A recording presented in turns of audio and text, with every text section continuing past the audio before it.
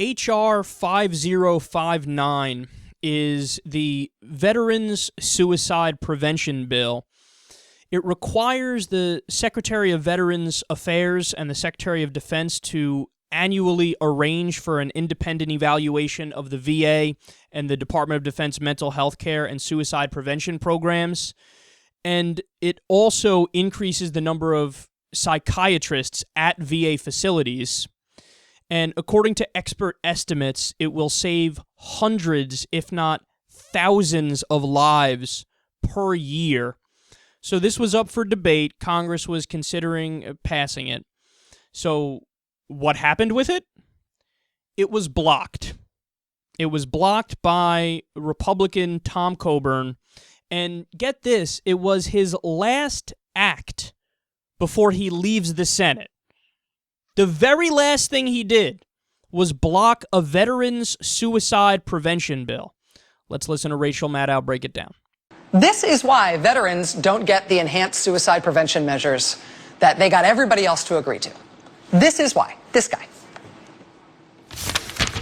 My grandfather was awarded the Croix de Guerre, the highest honor the French give, for his work during World War I.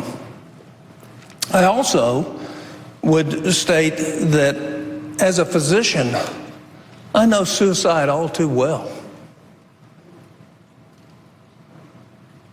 I have failed patients in the past doing everything I knew to do. I've treated patients with the demons that these young men and women have. When every veteran, regardless how long his hair is, or how unshaven he is, or how scraggly he looks, or how nice he looks, is greeted with a yes sir or a yes ma'am, is greeted with a smile at every veteran facility, is treated with the respect that they deserve because they served and some of us didn't. My heart breaks for the people who commit suicide. You know what it is? They find no relief anywhere else except death. There's no answer for them. We don't give it to them. We have failed them. I personally have failed them. Events, catastrophic events, depression and situations lead people to suicide. Not any one individual. They are searching for an answer that we have failed to give them.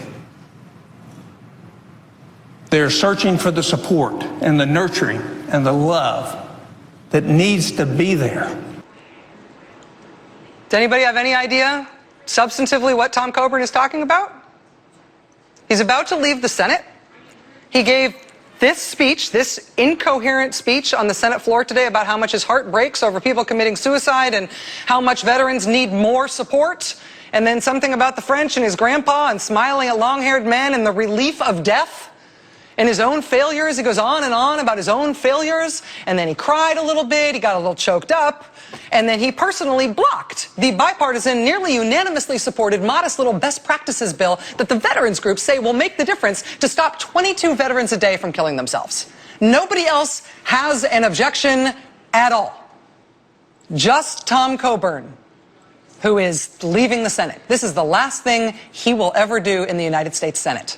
A speech about the demons and his own failures and him blocking the veteran suicide bill while talking about himself. And, you know, they're going to pass this thing next year when Tom Coburn is gone. They're going to bring it up again with the same language, and they're going to pass it in the House unanimously again, and they're going to pass it in the Senate unanimously because Tom Coburn will be gone. Once he's gone, they will pass this thing, and it'll become law. But this is what Tom Coburn will be remembered for forever. I can't explain this. This is why I wanted to talk about it. Because you can't explain that. Why would he do that? Usually when we talk about different political issues, you can trace it back to something, and I could come out here and speak specifically about this is why it happened, and that is why it happened, and here's how we fix it. And oftentimes it comes back to legalized bribery and corruption and the fact that money has totally taken over our political system and everybody's listening to corporate interests and they're not listening to the American people.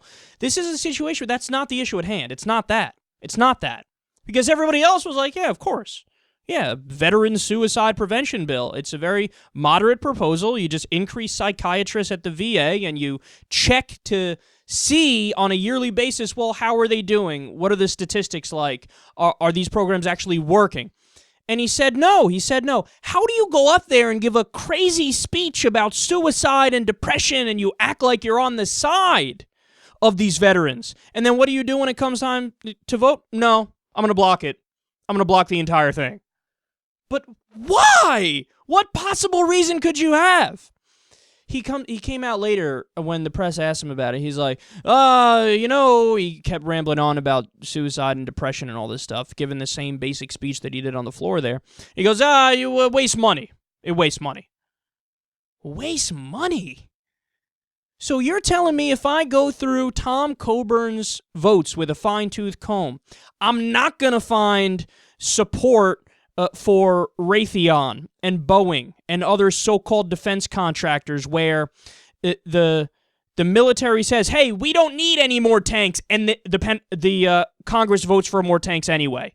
You're telling me I won't find that. I won't find him contributing to the 57% of discretionary spending in our federal budget that goes towards the military. I won't find him voting for the $80 billion in subsidies that the big banks get. I won't find him voting for pork barrel projects. I won't find him voting for any of that stuff. None of that stuff, right? He's totally consistent on his idea that, well, we believe in small government. We believe in fiscal responsibility. Funny how sometimes fiscal responsibility doesn't even come to the question, right? Like with the situation with ISIS. Republicans and Democrats all laid down and said, fuck it, go ahead, spend like $300 million a day bombing people and making the situation worse, when the situation has nothing to do with us because ISIS does not directly threaten the United States of America. They're overseas busy with Assad and busy with Iran, the Shiites. It's funny how it doesn't come up in that discussion. But when it comes to suicide prevention for veterans, now all of a sudden fiscal responsibility is, well, we can't spend any money to save the lives of American heroes because I don't want to do it. So you give a misleading speech where you act like you're on the side of these guys and then you vote against it. Understand, because this problem goes a lot deeper. The Republicans also blocked 27 new VA clinics from being built. This was before the whole VA scandal. You remember that? When there were lists that we found out and people were waiting for care and they couldn't get care because the VA was underfunded. And then what happened? The Republicans came out screaming like, I can't believe people died on the waiting list. This is unacceptable. This is terrible. We must fix it immediately. And the Democrats were like, hey, dipshits, we proposed a bill a few months ago that created 27 new VA clinics. You guys blocked it. You want us to propose that bill again? We'll propose it again. And what happens? They'll block it again. We need to fix this problem. And by that, I mean, do not fix this problem and filibuster anything that might fix the problem. You know what this reminds me of also? Whenever there's a mass shooting, what do the conservatives say? Don't look at guns in any way, shape, or form. Only focus on mental health. That's all you need to focus on. Well, here we go. The Democrats come up and they say, okay, mental health bill. Specifically for our veterans. So American heroes, we can all get behind this, right? And a lot of Republicans did, but no. Tom Coburn, as his last act on his way out, said, fuck you to the veterans. I don't want to give you any more help. I don't want to prevent suicide by doing moderate reform. I don't know how to explain this, man. I don't know how to explain this. But I do know that based off of his actions, he's not a good guy.